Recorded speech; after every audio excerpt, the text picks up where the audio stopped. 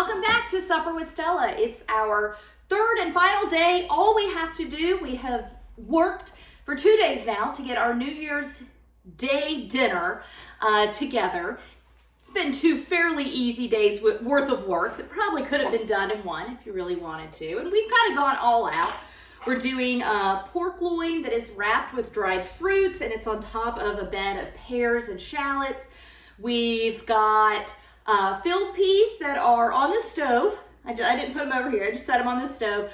We've got some creamed beet greens, spoonbread, and then a fancy little dessert I call Camelia Baskets. So I want to get this pork into the oven. So what I'm going to do, so it's salted and peppered and a little olive oil on top, and I'm just putting some of this jelly, which I was not able, the recipe calls for pear jam. I was not able to find any kind of preserved pears, so I'm just using apple jelly.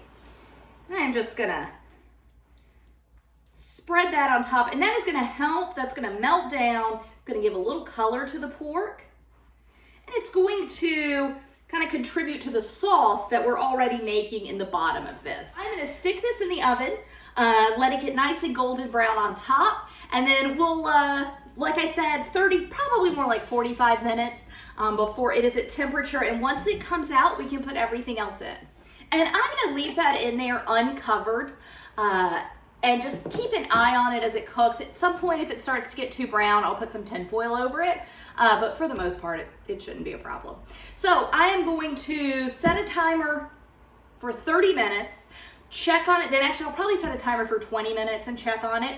And then we will, once it comes out of the oven, we will just proceed with getting everything else ready. All right, so I just took the pork loin out of the oven. I am just gonna cover this in tin foil and let it rest. I'm gonna go ahead and get my spoon bread into the oven, and then in about 15 minutes, I'm gonna put the creamed beet greens in. But first I will, before I put them in, I'm gonna top them with a little breadcrumb and panko topping. All right, so here's the spread. We have got our pork loin with the shallots and the peaches on the bottom, all the dried fruits inside of it. It has cooked, it's beautiful, it's rested, it's ready to go. We have our filled peas, which I just took off the stove. Whoops, forgot to serve these up. We've got our filled peas, which I just took off the stove and put in a little container. We have our creamed beet greens. Instead of creamed spinach, it's creamed beet greens. And we have a little panko topping, panko and Gruyere cheese topping, which is covering up some of the hot pink that's in it. And then over here, we have got our spoon bread, which I just put some butter on top of it. So I used this little chopstick and I poked holes in the top, I put butter on it, and now I'm gonna cover it with the cowboy candy. So these are candied hot peppers from my garden, but you could certainly just use red pepper jelly or jalapeno pepper jelly, which is generally green. So I've got butter melting on top of it, and then I am just gonna spoon this kind of sweet and spicy candied peppers all over the top so that whenever you spoon some out, get a little bit of pepper in it. And so the holes I poked in it are gonna fill with butter, but they're also gonna fill with some of this sauce. So I'm just gonna drizzle it all over the top.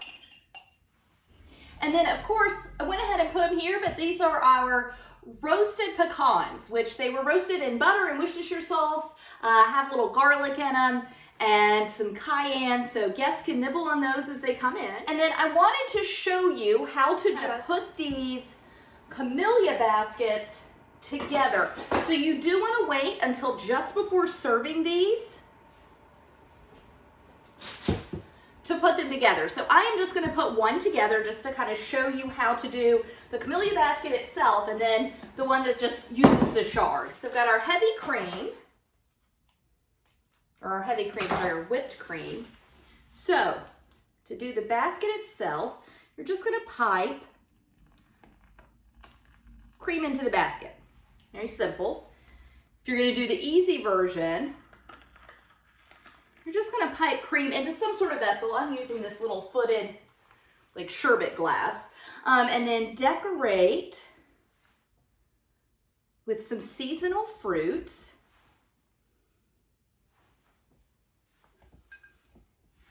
kiwi.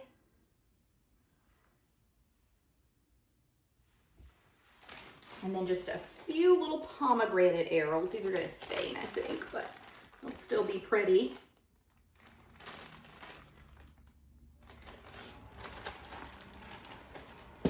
And then just a little mint leaf.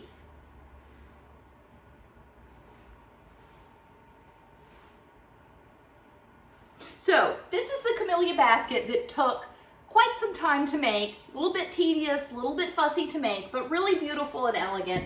And then here is just, wait.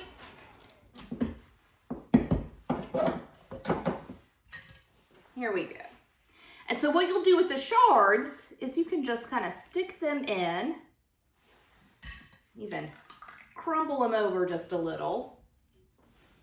So this one, much less finicky, much less tedious to make, but still really pretty and elegant. Maybe not as elegant, I definitely prefer this one, but again, it did take a good bit longer to make, so it really just kind of depends on you and your time frame and all that.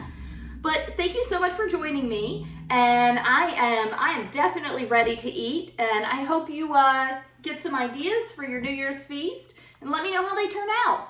Happy New Year, and thank you for joining me. Bye.